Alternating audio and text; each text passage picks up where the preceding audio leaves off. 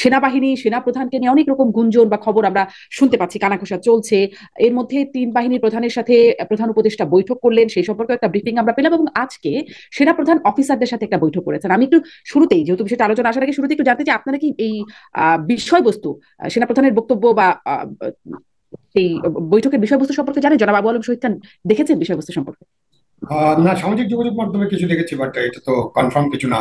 মানে main stream মিডিয়ায় আমি দেখিনি গত 3-4 ঘন্টা আগ পর্যন্ত কোনো কিছু এসেছে কিনা। আর সেখানে একটা বৈঠক হয়েছে, সেনাপ্রধান বক্তব্য রেখেছেন, দরবার বলে যেটাকে, সেখানে অন্যান্য বক্তব্য রেখেছেন। তো ভাষা ভাষা কিছু খবর টবর ভেসে আসছে, বাট কনফার্ম কিছু আমি জানি না। জি। আপনি কি এটি একটু বলতে পারেন, আমি যতটুকু শুরু করার আগে কথা বলছিলাম, শামীম পাটোয়ারিও হয়তো এই কন্টেন্ট সম্পর্কে জেনেছেন, বিষয়বস্তু কি সেটা সম্পর্কে তো পড়েছেন, কিন্তু জনাব আবু আলম শহীদ খান, আপনি কি এটা বলতে পারেন মেইন স্ট্রিম গণমাধ্যমগুলোতে কেন আসলে সেই বক্তব্যগুলো আসছে না? সামাজিক যোগাযোগ মাধ্যম থেকে যদি আমরা ভাষা ভাষাভাবে পেতে পারি, বা যদি আমরা সেনাবাহিনীর সদস্যদের সাথে কথা বলেও জানতে পারি, কেন মেইন স্ট্রিম গণমাধ্যমগুলোতে আসেনি? একটা কারণ হতে পারে যে এখানে রেস্ট্রিকশন আছে হয়তো। একটা কারণ যেটা সব অনেক সময় থাকে। দরবারটা তো উন্মুক্ত ছিল না, যেখানে মিডিয়াকে তো যেতে বলা হয়নি। তো যখন মিডিয়া সেখানে হাজির না থাকে, তখন তাদের অন্যান্য সূত্র থেকে তারা জানতে পারতেন। বাট তারা তখন হয়তো এটা প্রচার করতে চান না যে কি থেকে কি বলবেন এবং সেটা ঠিক বলবেন কিনা। এসব কারণ থাকতে পারে। জি। কিন্তু আসলে খবরটা তো চলেই আসে, আমরা জেনেই যে আলোচনা হয়, বরং মনে হয় যেন মেইন স্ট্রিমে আসলে বিশ্বাসযোগ্যভাবে একটা আলোচনা, গুজবের জায়গাটা হয়তো কমতে পারতো। শামীম পাটোয়ারি, ব্যস্ত শামীম পাটোয়ারি, আহ মানে আপনার কাছে একটু বিশ্লেষণ জানতে চাই, যতটুকু কন্টেন্ট বা বিষয়বস্তু সম্পর্কে জেনেছেন, আপনার কি মূল্যায়ন, কি হলো কথা, আমি সেটাও যদি একটু বলেন আপনার জানা মতে। আমি যেটুকু ফেসবুকে দেখেছি যে একটা সামারি, সেখানে সেনাপ্রধান বলেছেন যে দেশে চরম অরাজকতা চলছে। উনি ইলেকশনের কথা বলেছেন, সুন্দর ইলেকশনের কথা বলেছেন, এবং বলেছেন করিডোর সংক্রান্ত বিষয়ে সেনাবাহিনীর সাথে আলাপ করা হয়নি, এখন নির্বাচিত সরকার তো এই ধরনের সিদ্ধান্ত দিতে পারে না। এটা আনাতন্তিক সোর্স। এবং মেইন স্ট্রিম মিডিয়া আসেনি কেন? আসলে আইএসপিআর থেকে কোনো বিবৃতি না দিলে সেনাবাহিনীর কোনো বিষয় সাধারণত মেইন মিডিয়া বা অন্য কোনো ছাপাতে পারে না, কারণ সেখানে একটা গুজবের সংখ্যা থাকে। ওরা ব্যাপারে এটাও একমত যে একটা জিনিস পরিষ্কারভাবে ছাপিয়ে দিলে তখন আর গুজবের আশঙ্কা থাকে না। সেনাপ্রধান বাংলাদেশের এই গত 1 বছরে যতটুকু আমি দেখেছি, is the only man, one of the very few man যারা রেশনাল, রিজনেবল, দেশপ্রেমিক এবং স্ট্যাবল ভূমিকা পালন করেছে। ব্যুরোক্রেসি বাংলাদেশে ভেঙে পড়েছে, বিশেষ করে আন্দোলনের পরে। ব্যুরোক্রেসির মধ্যে শঙ্কা, তারা কখনো আগের রিজিমের দালাল, কখনো আগের রিজিমের সুবিধাভোগী, তারা ঠিক মন খুলে কাজ করতে পারছে না। পুলিশ সম্পূর্ণরূপে বিধ্বস্ত। এবং পুলিশের সাথে গত 2 দিন আগেও দেখলাম ধানমন্ডিতে 4 জন সমন্বয়ক যে ভাষায় কথা বললো একজন ওসির সাথে, যিনি পোশাক পরা অবস্থায় ছিলেন, তাকে বলেছে আপনি কত টাকা নিয়েছেন অ্যারেস্ট না করার জন্য।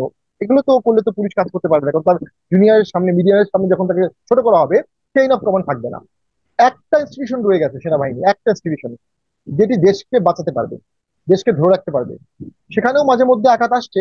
ওয়াকারের সাহেবের বিরুদ্ধে অনেক সময় বিবৃতি দিয়েছে, পিনাকি সাহেব দিয়েছে, অনেক সময় মাস দেখা থেকে একটা মিছিলও করার ট্রাই করা হয়েছে। বাট এই ইনস্টিটিউশনটা ঠিক রাখতে হবে, রাষ্ট্র ঠিক রাখতে হবে।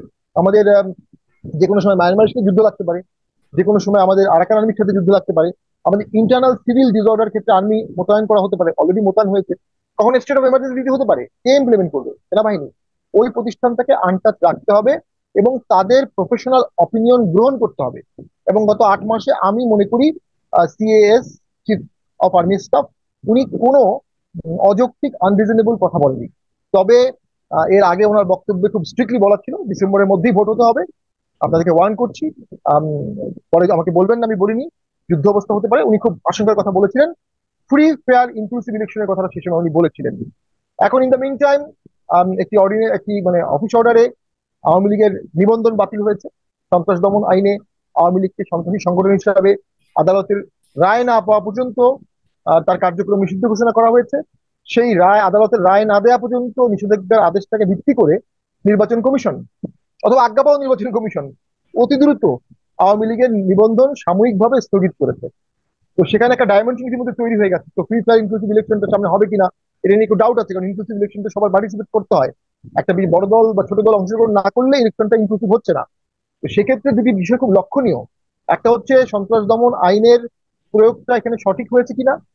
দুই, সন্ত্রাস দমন আইনে আদালতের নির্দেশ না দেওয়া পর্যন্ত বা আদালতের রায় না হওয়া পর্যন্ত, বিচার না হওয়া পর্যন্ত কার্যক্রম নিষিদ্ধ। এটা তো আপনি বিচারের আগেই বিচার করে ফেললেন, বিচারের রায়ের আগে বিচার হয়ে গেল, বিচারের পরে যেটা হওয়ার কথা এটা বিচারের আগে হলো। এবং সেটাই তাৎক্ষণিকভাবে নির্বাচন কমিশন অ্যাক্ট করলো। নির্বাচন কমিশন অস্থায়ীভাবে টেম্পোরারি নিবন্ধন বাতিল করতে পারে কিনা, কারণ আপনি টেম্পোরারি একটা নিবন্ধন বাতিল করলেন, এর মধ্যে একটা ভোট হয়ে গেল, পরে আবার নিবন্ধন রিভাইভ হলো, তখন তো সে বলতে পারে যে আগের ভোটে আমার নিবন্ধন স্থগিত রাখা হয়েছিল, আমি আবার ভোট চাই। এই সমস্যা হতে পারে। এনিওয়ে, নাও আমি আজকে ঢাকা শহরে সারাদিন বাইরে ছিলাম। ঢাকা আর কোনো হ্যাবিটেবল শহর নাই। 3.5 ঘন্টা লেগেছে হাইকোর্ট থেকে বাড্ডায় যেতে আমার। শাহবাগে বসেছিলাম গাড়িতে প্রায় 1.5 ঘন্টা, 1.25 ঘন্টা। মিছিল হচ্ছে, মিটিং হচ্ছে, ট্রাফিক নাই, হাজার হাজার গাড়ি, ভয়াবহ অবস্থা। দেশে রাষ্ট্র বলে কিছু আছে বলে তো মনে হচ্ছে না। আজকে এই আন্দোলন, কালকে ওই আন্দোলন, আজকে এই ঘটনা, কালকে এই ঘটনা। টোটাল ললেসনেস এর দিকে দেশ যাচ্ছে। এই চরম অরাজকতায় এই বর্তমান সরকার, আমি তো মনে করি দেশ চালাতে পারবে না। দেশ জি, চালাতে তাদের মিস্টার যা শাহিন করতে পাটোয়ারি, আপনার এখান থেকে এই কনক্লুশন থেকে আমি একটু জনাব আবু আলম শহীদ খানের কাছে যাই। সরকার দেশ চালাতে পারবে না এরকম কোন মানে কনক্লুশনে যাওয়ার মতো একটা অবস্থায় কি এসেছে, বা এরকমটাকে এখন বলা যায় বলে আপনি মনে করেন? আমি একটু সেনা বা প্রধান কি বললেন সেই প্রসঙ্গে আপনার কাছে জানবো। এখানে যেই মানে শামীম পাটোয়ারি যেটি বললেন সেখানে যদি এক লাইন শুনেন। হ্যাঁ, ঢাকা শহরের যে অবস্থা এবং যে ধরনের চারিদিকে আন্দোলন এবং আন্দোলনের জন্য বা আন্দোলনের নামে বা আন্দোলন করে যেভাবে জনদুর্ভোগ সৃষ্টি হয়েছে এবং লোকজন চলাচল করতে পারছে না, আমাদের এই শাহবাগ এলাকা, প্রধান উপদেষ্টার বাসভবনের কাছে কাকরাইল এলাকা, গুলিস্তান, ওদিকে ঢাকা দক্ষিণ সিটি কর্পোরেশন, সব জায়গায় যে ধরনের আন্দোলন চলছে, সে কারণে মানুষের অনেক দুর্ভোগ হচ্ছে, মানুষ সেবা থেকে বঞ্চিত হচ্ছেন, মানুষ চলা